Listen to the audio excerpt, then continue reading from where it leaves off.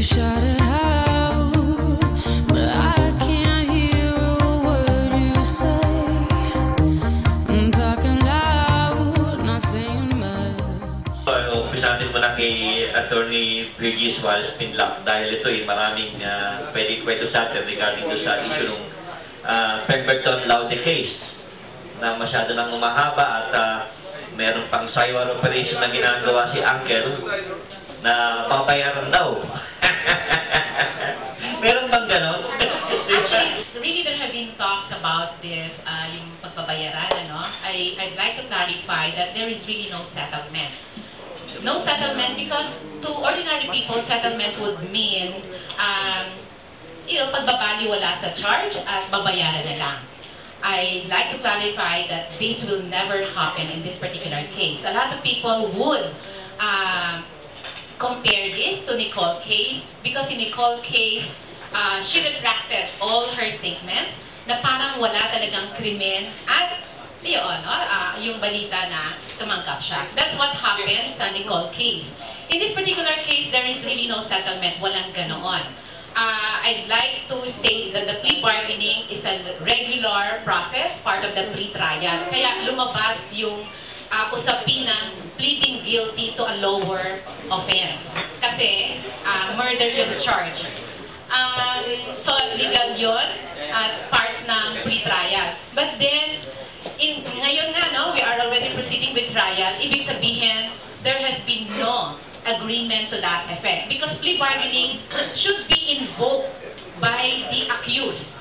Plea bargaining can never happen nang initiated by the judge or even initiated by the public prosecutor. It has to be invoked by the accused.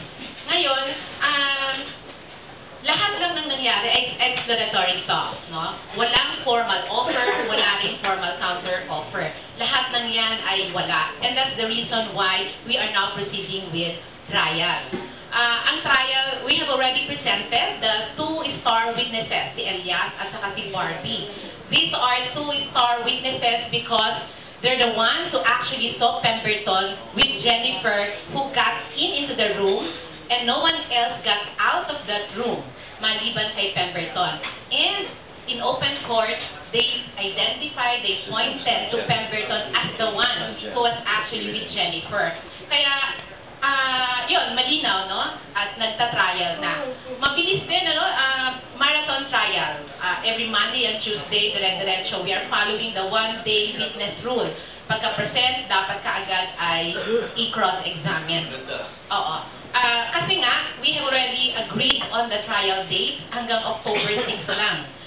Ibig sabihin, the prosecution, we have until June to finish the presentation of all our witnesses, and the defense will start on July until October. And then after that, the judge will have 3 months to decide on the case. Yun ay paniniyak para matapos within 1 year. Kasi nga under the BSA, meron lang tayo 1 year. And that is really very important dahil the U.S. will no longer have any obligation to produce Pemberton or even the witnesses kapag lumagpas ng isang taon. Kaya, ayun, nagta-trial na tayo. The next, marami mga witnesses, no? About mga 37 witnesses sa prosecution and about 10 witnesses sa defense. Marami ding mga documents, no? So far, yun yung latest. I must say na nung ipinresent si Barbie, the defense actually cross-examined her and pointed or focused on Barbie being a sex worker.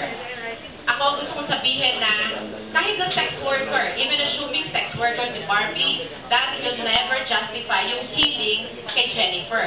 And they cannot assume na sex worker din si Jennifer. And even assuming, again, that will not justify the killing. Kaya, the defense were not able to destroy, or even tarnish the testimony ni Barbie, our star witness.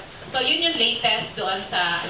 Based lang po sa sitwasyon natin sa yung problema natin sa tubig. So, lumabas na po yung desisyon sa arbitrasyon. Panalo yung Maynila, natalo yung Manila Water. Ibig sabihin po, doon sa usapin ito ng corporate income tax. Yun din po yung dahilan kung bakit hindi pinayagan ng MWSS na maglabas ng bagong resulta patungkol po sa corporate income taxes. Sapagkat hindi naman po pwede na magkaiba yung desisyon. At balikan po natin ng konti, ang Korte Suprema ay sinabi na sa Meralco decision ng lahat ng public utilities ay hindi po pwedeng pasahan ng corporate income taxes. Hindi po pwedeng ipasa sa ating lahat. Malinaw po yan. So malinaw ang katigasan ng ulo ng Maynilad sa usapin ng corporate income tax. Ganon din po ang Manila Water. Ang gusto nila ngayon, ang Manila Water, ay sila ay nagpabot na sa international arbitration ng bagong apila. Ano po? At sinasabi naman ho ng Maynilad na ang desisyon nila ay final and executory. Kaya nga po, nagpadala ho ng isang liham ang Maynilad kay Secretary Purisima na sinisingil niya po ang gobyerno ng halagang 3.4 billion pesos. Ano po ito? Simula January 1, 2013, ito po sana yung unang pagpataw ng bagong taripa ng almost 8 pesos na hinihingi ng Maynila dahil hindi po pinayagan ng MWSS. Kaya po umabot ito sa international arbitration. Sinasabi ng Maynila dahil sila ay nanalo na raw, mula January 1 hanggang sa kasalukuyan ay naipon na yung dapat singilin sa atin. Pero malinaw naman po yung bailasyon na ginagawa ng patuloy na ginagawa at pagsisinungaling ng Maynila sa usaping ito. Dahil napakarami po nilang advance collections, mga hindi may paliwanag na mga singilin sa ating taong bayan. Ang kasalukuyang pinag-uusapan lamang po ay isang issue pa lamang, yung corporate income tax pa lamang. Hindi po pinag-uusapan dito yung mga iba pang mga proyekto tulad halimbawa nung nakolekta ng Laiban Dam, yung 15 CMS cubic meter per second na nung 3 weeks ago, yung 15 cubic meter per second na yan ay almost 8 billion na po nakolekta sa mga water consumers niyan since 2008. So, parang napaka-desperado po ng Maynilad at napakakapal ho ng mukha ng Maynilad. Naisipin mo, sisingilin pa yung national government ng 3.4 billion dahil hindi po mapayag ang MWSS. Kung hindi po dahil dun sa ginawa nating aksyon at pag-expose ng mga bilyon-bilyong halaga nito, marahil baka ang ginagawa ngayon ng MWSS ay yes lang ng yes.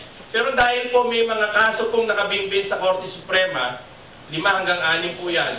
Meron po sa Ombudsman na kasong plunder, kasama po rito yung mga magkakapatid na Ayala, kasama po rito yung MVP Group, at yung 54 na mga opisyal ng gobyerno na sa aming palagay ay nakikipagsabwatan.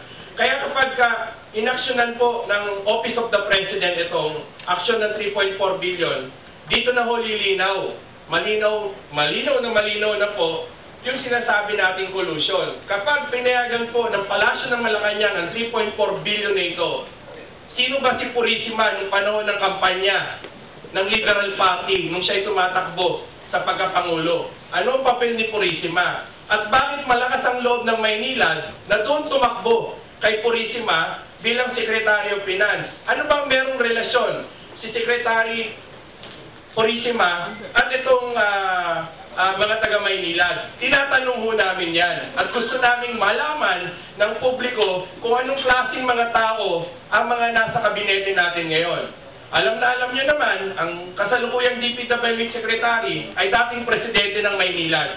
At alam na alam nyo rin po na ang dating presidente ng Manila Water ay ngayon ay Secretary to the Cabinet, Rene Almenraz. At sino pa yung mga nandyan? Nandyan sila Secretary Del Rosario ng Department of Foreign Affairs. Ano pa papel niyang mga yan sa mga malalaking kumpanya na ito? Ang tunay na problema po natin ay itong mga collusion na nagaganap na ito at ang pandarambong ng mga oligarchs nito sa pakipagsabwatan sa mga dayuhang oligarchs. At sa ngayon po, meron tayong parating na bagong, pinirmahan na ho, na bagong kasunduan. Ang halaga ng kasunduan na yon ay yung 1 billion Bustos Dam na kasunduan. Ang sinasabi po nila sa usapin na ito, kung tatanungin nyo, anong koneksyon ng Bustos Dam? Nasa Bulacan yan. Hindi naman sakop ng MWSS yan. Dahil po ang ginawa ng MWSS, nung panahon, nang nagkaroon po tayo ng Hiningi po ng MWSS sa National Irrigation Administration yung 15 CMS pangtulong, pang-supply ng tubig dito sa Metro Manila.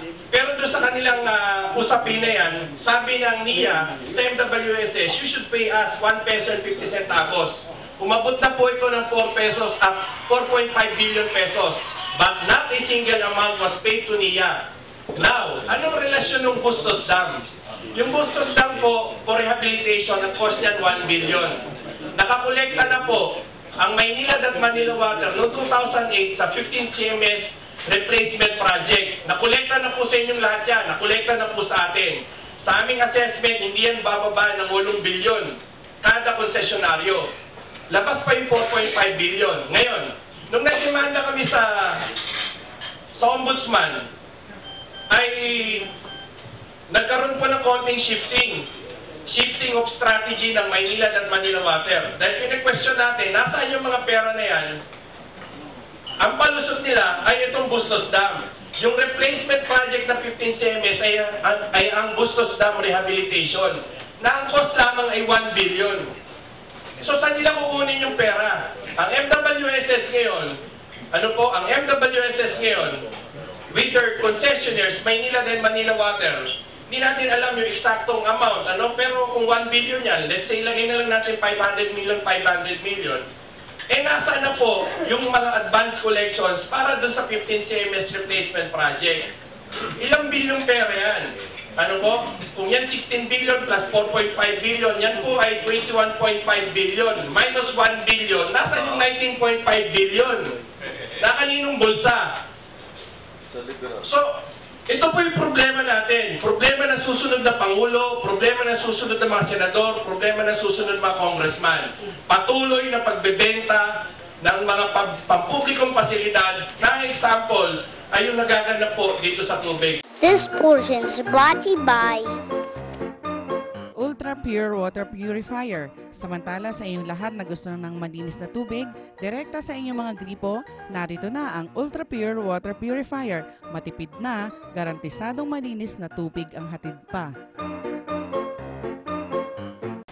Bakit natin pinababayaan na bago mangyari yan, ay dapat preemptive tayo?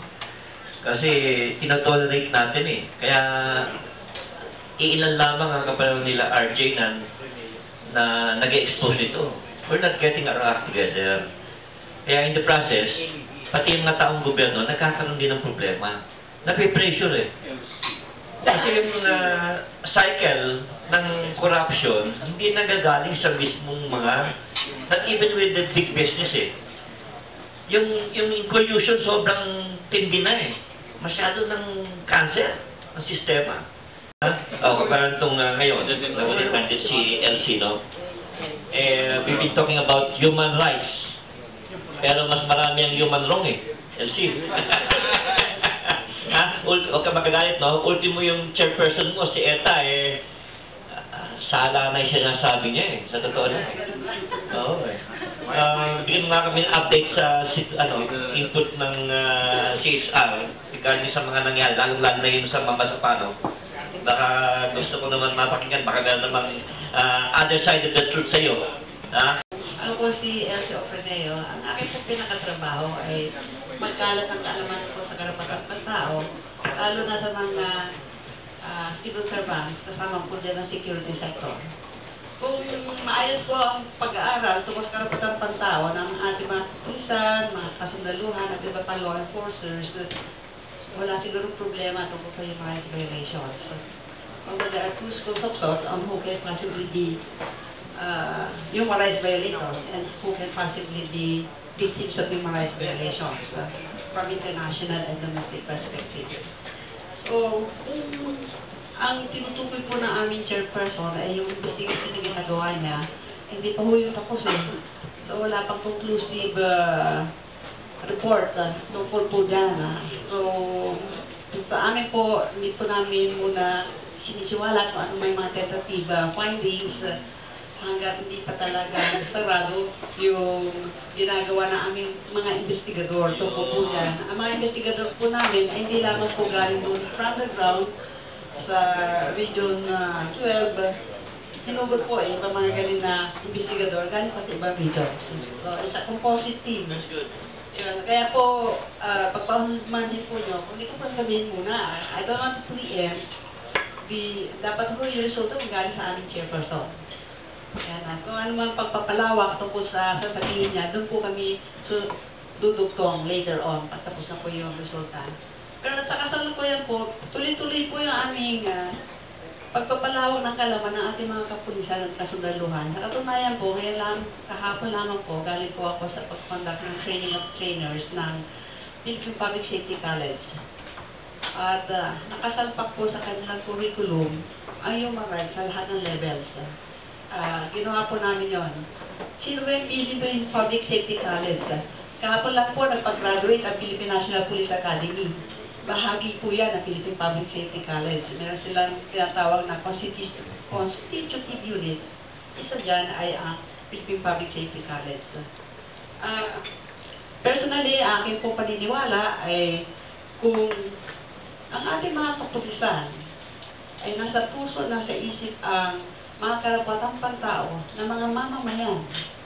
Ang problema na nangyayari sa panahon ng demolisyon, ang problema na nangyayari sa panahon ng civil disturbance management nila at iba pa sa kanilang mga regular police operations na ang resulta ay human rights violations, ay hindi mangyayari. Ang problem lang ng Komisyon ng Karapatang Pantao para lubos na maabot ang lahat ng mga kapulisan ay sa kadahilan ng konti lang naman kami. Ang aming regional offices, we have in 15 regions, isa lang ang aming information officer kada region.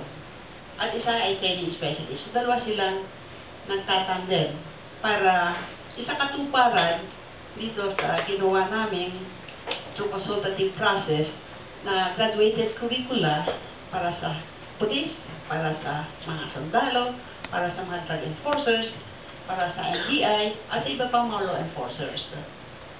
Kaya ang aming pong trust is to multiply ourselves. At yung ginawa namin dito nakaraan, isang buong linggo, multiplication of ourselves through the conduct of training of trainers. Mga trainers mismo ng Philippine Public Safety College. Although, personally, I have 2 fears kung sila magkukonduct ng training among their ranks. The first fear is they might give human rights a wrong interpretation. Ganun na nga naman. And the second, and maybe this is worse, they may give it, the wrong interpretation is the worst part. Okay lang ba yung bigyan na watered down treatment ang human rights curriculum? Panahon na tingting-kuha ko ang ginawa niya, yung 3-day human rights course, ginawa niya kung hindi kalahating araw, isang araw. Isn't that watering down the program? When asked, bakit na kinukuntian yung program? Hindi magsisink in yung discussion. Ito malawak na topic ng karapatang pantao.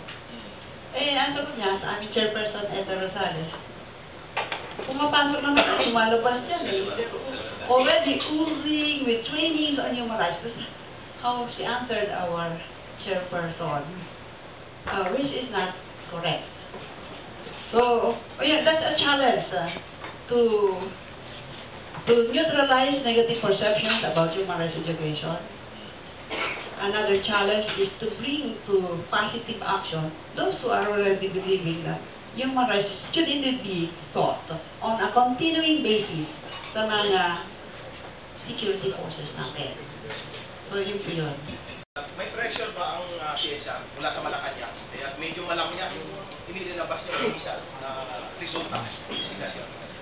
Not that I know of, sir. Kung nag-pressure ang aming chairperson, ang kanyang pong term ay hanggang May 4. So, ang question ay sino ba yung papalit sa kanya? Ito pong May 4. Kasi ito yung kanyang appointment is February appointment. Kasi pressure, hindi ko po alam kung pressure siya. Hindi naman po nagsisira aming chairperson na kung pinipressure siya ng Malacanang. Pero, dati naman po sila magkasama. They are close po. Our chairperson was a former congresswoman representing Akbayan. Kung titignan yung connection na close naman po yung Akbayan party list, ang Akbayan as an organization kay President Pinoy, kayo na mag-1+1. Human rights pinag-uusapan. Hindi ba pressure kayo dun sa statement ni Presidente kahapon na sinabi niya ang Senate report at saka DOI report, speculation. So, tindi na, ano? Para bang, oh my God, Presidente nagsabi. Human rights violation talaga, ano? Anong dating sa CHR? Kasi dapat mayroong something na kakaiba yung CHR report. Kasi pag katulad ng Senado, baka sabihin, speculation din, ma'am. Kahapon po yun, hindi pa mo na pag-usapan sa we should have our quality circle discussion sa commission. And it must be happening today, yung speech ni Presidente. My personal opinion tungkol dito is the President, kasi tanong niya parang is the President telling the truth? Sabi niya, speculation, yung report speculative reporting ang ginawa ng ating mga who claim to be just telling the truth. Sabi ng BOI chair, ginawa lang namin i-unearth ko ng katotohanan. Sabi ng Senado, medyo politika yan. At yung mga investigator ng BOI, I tend to believe that they are really professional and they are looking forward to the future for their career. They might even be considering that our president's term is only up to 2016, but they are staying in their positions goes beyond the term of the president. And so therefore, they have to make good their investigation because the result of their investigation may make or unmake their own careers. Correct. Ewan ko kung makatulog si Presidente nung panahon ng tinitesyan niya yung Pilipino. Limi! Okay. Ma'am, sabi ni Senator Soto, isang araw, nagsalita na siya, dapat maglabas din ang CHR sa sariling investigasyon, ba't nakikisaw sa Senado? Hindi na ako nakikisaw sa Senado ang CHR. We are doing our independent investigation. The report shall be the results of the investigation. I believe our chairperson shall give to you in due time, shall call for a press conference to reveal the results of our own investigation. Kailan yun, ma'am? In due time, ma'am, sir. Hindi ko alam yung schedule na aming chairperson kung kailan niya i-schedule yan. But definitely, before her term ends on May 4. Ma'am, magkano ba ang podo ng CHR ngayon na natapos sa Malacanang? Wala po kami natatanggap sa Malacanang.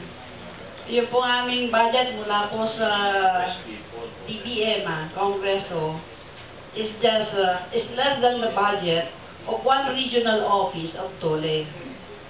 Mali po. Kung titingnan po nyo ang PAI among independent constitutional bodies, and I'm talking of CST, Commission on Audit, COMELEC, Office of the Ombudsman, and CHR. Kami po, doon sa total budget nito, pag pinagsama-sama, 1 to 3% lamang po ang aming share doon sa total budget. So, kung gumagalaw po kami nag-iimbestiga, kalimitan po yung aming mga regional directors, yung aming mga investigador, they shall out money from their own pockets para po makapagawa sila ng masinaw at mahusay ng investigasyon. At malimit din po, tumutulong po ang United Nations para makapasitate kami to do better our work. Ma'am, kung kayo po ang tatanungin, kasi nabanggit ni Mameta hindi daw massacre, kundi encounter. Sa inyong palagay, kung kayo po tatanungin, nakita niyo po yung mga picture ng mga staff, basag-basag yung mukha, may tama sa ribot. Sa inyong palagay, kung kayo po tatanungin, massacre ba yan o encounter? Kasi sinasabi niya encounter. Yung pong legaling na ganyan, dapat po ibabagay natin sa resulta po ng investigasyon. Meron po tayong local, international humanitarian law, na sa tingin ko po ay liable MILF. So, sa violation po nung ating international humanitarian law. Yun po yung aking personal na pananaw. Dahil po, kung ituturing po natin ng ating mga staff, mga police, ay civilian, who at the time that they went to Mamasapano, they were simply performing their regular law enforcement function, which is to serve the warrant of arrest during the time of ceasefire, but they were fired upon. Time of ceasefire. They're doing their law enforcement function. Ang nag-violate po at the time of ceasefire, itong international humanitarian law, ay MILF. Yes po. So, may mga sakit pa yan, o ano? Hindi na lang po natin yung investigasyon. This portion is brought to you by Elmost Whitening Soap. Narito na sa gustong pumuti at gumanda. Ito ang kasagutan sa problema mo, kapatid. Elmost Whitening Soap sa murang halaga, kutis artista ka na. Kasi ginagawa nyo ngayon yung investigasyon sa Mamasapano. And the President has stated that yung investigasyon ng Senado at saka itong BOI ay speculative. No. Ang pinapaniwalaan natin ng Pangulo, ito tingin ko lang, yung investigasyon na ginawa ng MILF.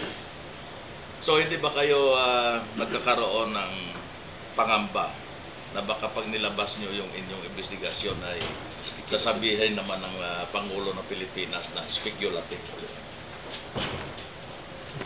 No fear, sir. Basta lang magsabi po ng totoo, wala po dapat pangamba. Pero let me just caution you po, tungkol sa ating paghusga at kung sino, so we temper our propensity to immediately give labels or in other words, make judgments unless na hindi kumpleto yung ating facts. Total naman po si Mana Santa na. Let me just point to you a very good example of our Lord God Himself. Nalala nyo the fall of Adam and Eve. Nagkasala sila. Sinuway nila ng isang prohibition ni Lord God. Nasabi niya, huwag kang kain ng putas mula sa puno sa gitna ng hardin. At pero ang ginawa ni Eva at Adam? They ate. At anong ginawa ni Lord? Sinintensyahan ba agad sila? Sinarusahan ba agad sila? Hindi. Di ba sabi ni Lord God? Ating paniniwala sa ating lahat tayong Kristiyano. Paniniwala Kristiyano.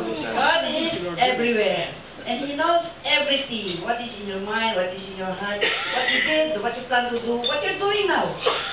Pero doon po, the very first book of the Bible, Genesis, sabi ni Lord God, Adam, where are you? As if He didn't know where He is. Sagot ni Adam, tatago po ako kasi niya ako sa inyo, ako burgles. And again, our Lord God asked, who told you are naked? As if He didn't know, did you eat that forbidden fruit? Again, as if He didn't know. Tinuro ni Adam yung kanyang katabi kasi po itong babaeng to. Sabi niya, Lord God, tinanong niya si Eve, kasi po itong ahas.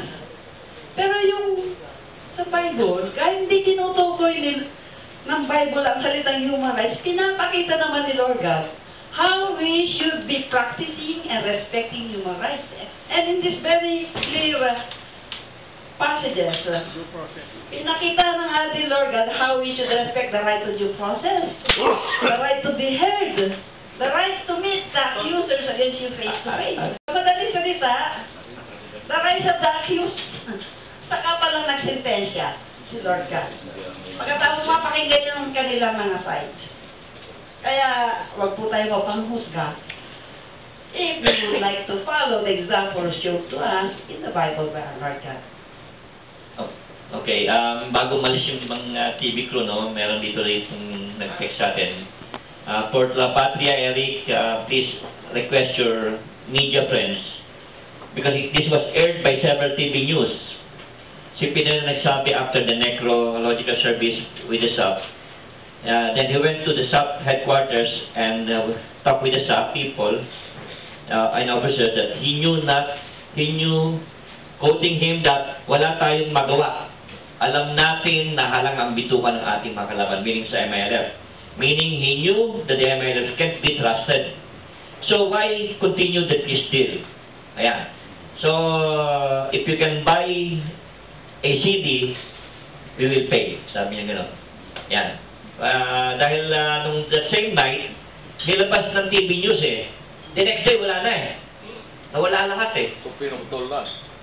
Kaya siya, yung ating kaibigan, ay willing to buy a CD of that just in case meron kayong kopya. Okay? Dalawang tanong lang po, no? Una, tinitingnan ba, ma-apply po may consider sa human rights violation na ng SAP 44 na labing isang oras bago ginamit yung artillery. Ayun yung bukod tayo, isa sa bukod tayo salvasyon nila. Yan ang unang tanong. Pangalawang tanong, simula nung Pinoy administration, ilan na pong kaso ng human rights violation ang inyong naihain, ilan doon ang nag-prosper na trial, at ilan doon sa naritis ang naipanalo ninyo? Lilinawin po natin yung power ng Commission on Human Rights. The Constitution in Article 13, Section 18, only provides for the investigative power of the Commission. Wala po kami prosecutorial power. We cannot prosecute. So, in the area of investigation of human rights, the very first section of Article 13, Section 18, only provides for us to investigate all cases of civil and political rights violations. Kasi nga po yung kasama ko sa tubig, business and social rights, with economic rights and cultural rights, hindi po kasama doon sa aming power to investigate if there's any violation of these rights. The right to water, hindi po kasama. Hindi po kasama doon sa dapat ang investigahan kasi nandudulog kami sa civil and political rights violations. Can we prosecute? No.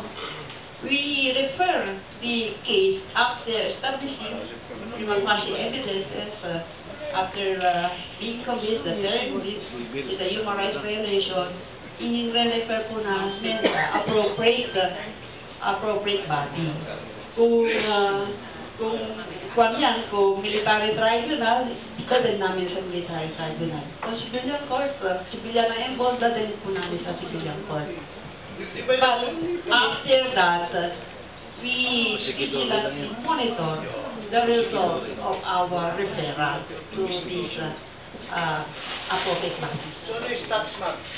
Ano yung stats sa monitoring? I don't have the statistics now.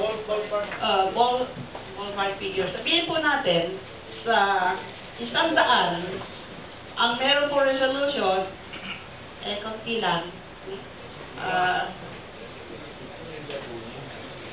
less than 10%. Less than 10%. Less than 10%. Dahil po nung sa 100 din po yun, siguro po 50% naman po niya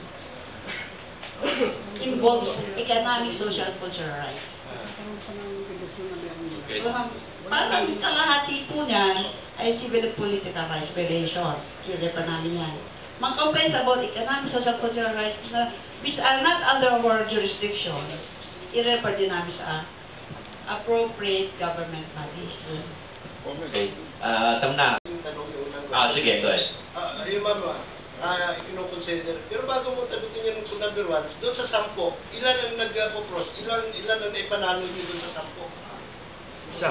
10%. 10% po. Mayroon pong resolution. Ang tanong ilan ang nanalo? Oo, ilan ang nanalo doon sa 10%?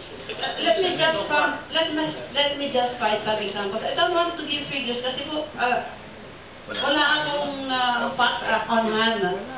Bigyan na lang po ako para anekdotal. Halimbawa sa Region 8, we pursue a case. Natanggap po ng serbisyo yung police. It's a team of policemen, tanggap ng serbisyo. Yung example po yan.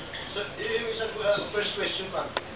Kinukonsider niyo bang yung human violation yung SAC 44, yung 11 oras bago ginamit yung artillery support?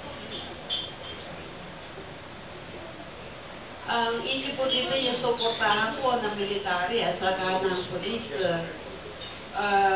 Alam yung pa ngayon, ano talaga yung nangyari sa operations nila in between those 11 hours para sumuporta yung artillery ng ating military. Nalaman niya ba o hindi, magaling intelligence o hindi, lalabas po yan po sa resulta ng investigation. Na-report ninyo? Opo, kasama po. So, ang tinignan po ng komisyon, hindi lamang po yun sa MILF, hindi lamang po yun sa staff, pati po yung civilians na apektado, yung community mismo, at iba pa akong stakeholders, tingnan po, pati na yung sinabi po ni Kasama, ano role ng iba-ibang even foreign powers dito. Meron tayo kung tinatawag na collective rights, which is the right of the community, the society, or the nation to survive, to develop, and the right to self-determination. So yung sa kanya right to survive, the right to non-aggression, and the right to peace, and the right to development, kita-kita ho natin na violated. So, tapos yung iba ho, individual rights, civil and political rights, tinitingnan din po yan. So, hindi lamang po basta civil and political rights at tinutuloy. Kasi po, ang human rights po ay interconnected, interdependent, interrelated. So, indivisible, universal. So, lahat po na ang gulo tinitingnan. I have several cases din kasi involving police, dahil naghahawak ako ng cases ng mga workers, ng mga human rights violations. Really, the problem with the CHR is that talagang investigasyon lang. After they made the investigation, ipapasa nila sa public prosecutor. I have this experience na parang may malinaw na findings na guilty yung mga police. Di papasa nila ngayon sa Police Manila. But that will be subjected to the findings of probable cause ng prosecutor, ng fiscal. And then the fiscal can completely ignore the findings of the CHR. And that is exactly what happened in my particular case. Kaya kahit na parang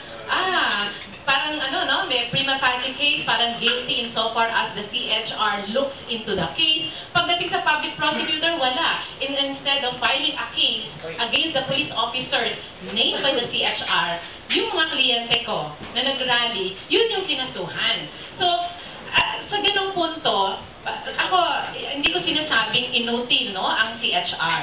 Pero, parang ganon ang nangyayari. Kasi parang, mag-imbestiga ka lang, and yes, all your investigations will be subjected to the findings of all these government agencies. O hindi wala, anong silbi ngayon ng CHR? Kaya din, halimbawa, kahit na dito sa mga sapano, looking into the civil and political violations, samantalang the more important issue is, what is the role of US here? Diba? Ano ang role ng US dito? I mean, this is direct intervention. I mean, asa ng, diba, the attack, how about the states, diba, yung rights, diba? Yung sovereignty can never even be looked into the CHR, which is the more important issue, kasi atake yun sa soberanya natin. Kaya parang, sa akin, I mean, with all due respect sa CHR, I really find it inutil. Salamat sa inyong sharing na yung personal experience. Dahil po sa sinabi niya, lalo pong lumulutang ang kahalagahan na mapasa ang Kongreso ng charter, ng CHR charter.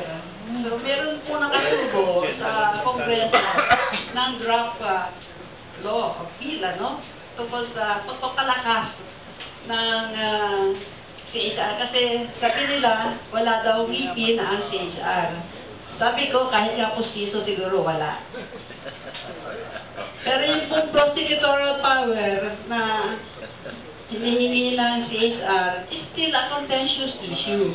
Dahil ang unang tanong, who's going to monitor the monitor? So if we are a watchdog and we ourselves are conducting direct litigation, prosecution of cases, who can monitor us while we conduct our own investigation, our own prosecution, and judgment on particular human rights violation case. Kaya sa debate ko sa Kongreso, dahil our former chair of the commission, Secretary Leila de Lima, siya mismo ang nagsabi at the time that it was being discussed, na dapat wala prosecutorial power ng commission. Ang sabi naman po ng Kongreso, paano kung yung magpo-prosecute hindi gumagalaw? Tinutulugan, hanggang sa magsawa yung mga biktima, hindi na lang nila i-pursue yung kanilang kaso. When that time comes, ang lagi pong agreement, dapat bigyan ng residual prosecutorial power. So, at kung may failure, yung ating justice system, pasok ang CSR at siya na ang pag-prosecute. Galaw-gaw, kay harot-harot tingnan, maliksi, di mapigil ang gaslaw. Galaw-gaw, ang lahat ginagalaw, napakaharot at pakialam. Galaw-gaw, kung tawagin siya'y ganyan, kang karot, na trumpong tumatarang. Galaw-gaw, nakalilitong masdan, at haliparot kahit saan. Kung kumilos, di maingat, dalos-dalos kay dulas. Kung siya ay iyong